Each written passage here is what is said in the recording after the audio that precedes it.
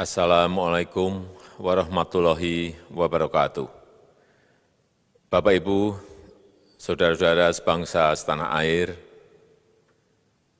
pagi tadi saya telah memimpin rapat terbatas secara virtual tentang Undang-Undang Cipta Kerja bersama jajaran pemerintah dan para gubernur.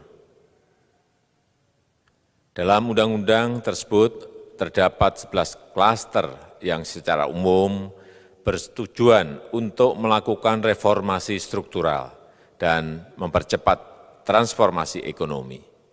Adapun klaster tersebut adalah urusan penyederhanaan perizinan, urusan persyaratan investasi, urusan ketenagakerjaan, urusan pengadaan lahan, urusan kemudahan berusaha, urusan dukungan riset dan inovasi, urusan administrasi pemerintahan, urusan pengenaan sanksi, urusan kemudahan pemberdayaan dan perlindungan UMKM, urusan investasi dan proyek pemerintah, serta urusan kawasan ekonomi.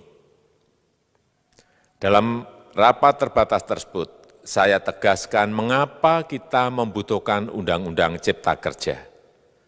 Pertama, setiap tahun ada sekitar 2,9 juta penduduk usia kerja baru, anak muda yang masuk ke pasar kerja, sehingga kebutuhan atas lapangan kerja baru sangat-sangat mendesak. Apalagi di tengah pandemi, terdapat kurang lebih 6,9 juta pengangguran dan 3,5 juta pekerja terdampak pandemi COVID-19. Dan sebanyak 87% dari total penduduk bekerja memiliki tingkat pendidikan setingkat SMA ke bawah, di mana 39% berpendidikan sekolah dasar. Sehingga perlu mendorong penciptaan lapangan kerja baru, khususnya di sektor padat karya. Jadi, Undang-Undang Cipta Kerja bertujuan untuk menyediakan lapangan kerja sebanyak-banyaknya bagi para pencari kerja serta para pengangguran. Kedua, dengan Undang-Undang Cipta Kerja akan memudahkan masyarakat, khususnya usaha mikro kecil, untuk membuka usaha baru. Regulasi yang tumpang tindih dan prosedur yang rumit dipangkas. Perizinan usaha untuk usaha mikro kecil UMK tidak diperlukan lagi, hanya pendaftaran saja. Sangat simpel. Pembentukan PT atau perseroan terbatas juga dipermudah. Tidak ada lagi pembatasan modal minimum. Pembentukan koperasi juga dipermudah. Jumlahnya hanya 9 orang saja. Koperasi sudah bisa dibentuk. Kita harapkan akan semakin banyak koperasi-koperasi di tanah air.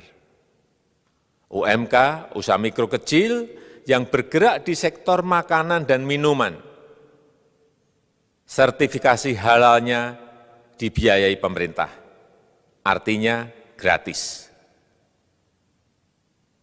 Izin kapal nelayan penangkap ikan misalnya, hanya ke unit kerja Kementerian KKP saja. Kalau sebelumnya harus mengajukan ke Kementerian KKP, Kementerian Perhubungan, dan instansi-instansi yang lain. Sekarang ini cukup dari unit di Kementerian KKP saja. Ketiga, Undang-Undang Cipta Kerja ini akan mendukung upaya pencegahan dan pemberantasan korupsi. Ini jelas karena dengan menyederhanakan, dengan memotong, dengan mengintegrasikan ke dalam sistem perizinan secara elektronik, maka pungutan liar, pungli dapat dihilangkan. Namun, saya melihat adanya unjuk rasa penolakan Undang-Undang Cipta Kerja yang pada dasarnya dilatar belakangi oleh disinformasi mengenai substansi dari undang-undang ini dan hoax di media sosial. Saya ambil contoh, ada informasi yang menyebut tentang penghapusan UMP, upah minimum provinsi, UMK, upah minimum kota kabupaten, UMSP, upah minimum sektoral provinsi. Hal ini tidak benar, karena faktanya upah minimum regional, UMR, tetap ada. Ada juga yang menyebutkan bahwa upah minimum dihitung per jam. Ini juga tidak benar. Tidak ada perubahan dengan sistem yang sekarang. Upah bisa dihitung berdasarkan waktu dan berdasarkan hasil. Kemudian adanya kabar yang menyebutkan bahwa semua cuti sakit, cuti kawinan, cuti khitanan, cuti baptis, cuti kematian, cuti melahirkan, dihapuskan. Dan tidak ada kompensasinya. Saya tegaskan juga ini tidak benar. Hak cuti tetap ada dan dijamin. Kemudian apakah perusahaan bisa mem-PHK kapanpun secara sepihak? Ini juga tidak benar. Yang benar, perusahaan tidak bisa me-PHK secara sepihak. Kemudian juga pertanyaan mengenai benarkah jaminan sosial dan kesejahteraan lainnya hilang. Yang benar, jaminan sosial tetap ada.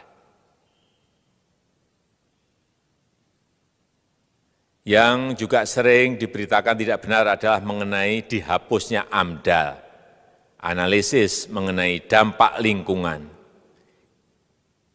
Itu juga tidak benar. AMDAL tetap ada. Bagi industri besar harus studi AMDAL yang ketat. Tetapi bagi UMKM lebih ditekankan pada pendampingan dan pengawasan. Ada juga berita mengenai Undang-Undang Cipta Kerja ini mendorong komersialisasi pendidikan. Ini juga tidak benar. Karena yang diatur hanyalah pendidikan formal di kawasan ekonomi khusus, di KEK. Sedangkan perizinan pendidikan tidak diatur di dalam Undang-Undang Cipta Kerja ini. Apalagi perizinan untuk pendidikan di pondok pesantren. Itu tidak diatur sama sekali dalam Undang-Undang Cipta Kerja ini. Dan aturannya yang selama ini ada tetap berlaku. Kemudian diberitakan bahwa keberadaan bank tanah. Bank tanah ini diperlukan untuk menjamin kepentingan umum, kepentingan sosial, kepentingan pembangunan nasional, pemerataan ekonomi, dan konsolidasi lahan serta reforma agraria. Ini sangat penting untuk menjamin akses masyarakat terhadap kepemilikan tanah, kepemilikan lahan. Dan kita selama ini tidak memiliki bank tanah. Saya tegaskan juga bahwa Undang-Undang Cipta Kerja ini tidak melakukan resentralisasi kewenangan dari pemerintah daerah ke pemerintah pusat. Tidak ada. Perizinan berusaha dan pengawasannya tetap dilakukan oleh pemerintah daerah sesuai dengan NSPK, norma, standar, prosedur, dan kriteria yang ditetapkan pemerintah pusat. Ini agar dapat tercipta standar pelayanan yang baik di seluruh daerah dan penetapan NSPK ini dapat nanti akan diatur di dalam PP atau peraturan pemerintah. Selain itu, kewenangan perizinan untuk non-perizinan berusaha tetap ada di Pemda, sehingga tidak ada perubahan. Bahkan kita melakukan penyederhanaan, melakukan standarisasi jenis dan prosedur berusaha di daerah. Dan perizinan berusaha di daerah diberikan batas waktu. Ini yang penting di sini. Jadi ada service level of agreement. Permohonan perizinan dianggap disetujui bila batas waktu telah terlewati. Saya perlu tegaskan pula bahwa Undang-Undang Cipta Kerja ini memerlukan banyak sekali peraturan pemerintah atau PP dan peraturan presiden atau Perpres. Jadi setelah ini akan muncul PP dan Perpres yang akan kita selesaikan paling lambat 3 bulan setelah diundangkan.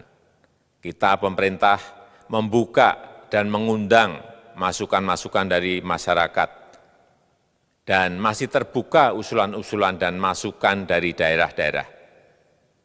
Pemerintah berkeyakinan melalui Undang-Undang Cipta Kerja ini jutaan pekerja dapat memperbaiki kehidupannya dan juga penghidupan bagi keluarga mereka. Dan kalau masih ada, jika masih ada ketidakpuasan terhadap Undang-Undang Cipta Kerja ini, silahkan mengajukan uji materi atau judicial review melalui MK, Mahkamah Konstitusi. Sistem ketatanegaraan kita memang mengatakan seperti itu.